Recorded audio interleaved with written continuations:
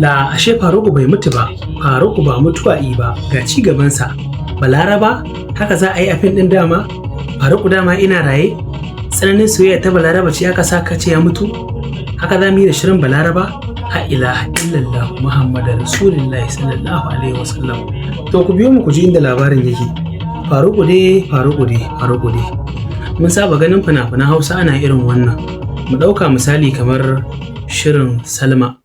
Da sai da aka ce ta mutu ita ma sai ta dawo, to shi ma saboda shirin ya samu karbuwa sai ake ganin kamata ya fa a ce Faruku bai mutu ba, a ce i dawo a ci gaba da fim, amma fa sai da yaddar ku masu kallon.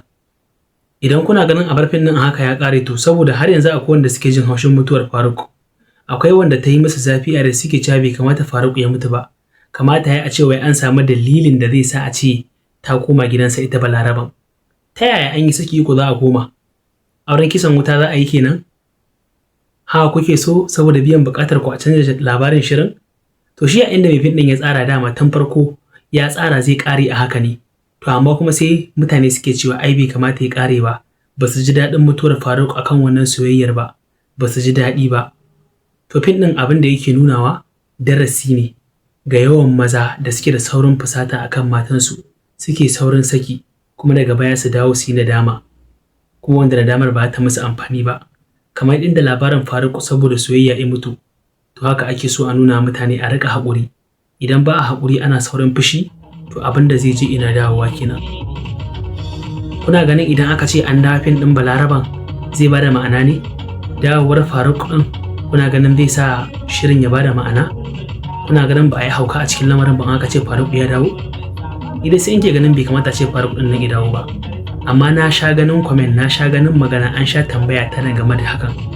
Shi sa in ce bar dai na yi bidiyo a kai domin in ji ra'ayinku. Da gaske ne kuna so Faruk ya dawo ko kuma a bar Balaraba ta tafi ta yi rayuwarta a kyale fim din ya mutu a haka? Dama dai Faruk ya riga ya mutu, ai sai a yi haƙuri. Amma a ce wai Faruk ya dawo an ci gaba da fim bayan gana mata azaba da iyi a baya saboda namijin kishi za mu ce ko wannan da inda ya takura mata, kuma yanzu sai a ce Faruku ya dawo bayan an ce Faruku ya mutu? Abin ku ya bada hankali a cikin jama'a.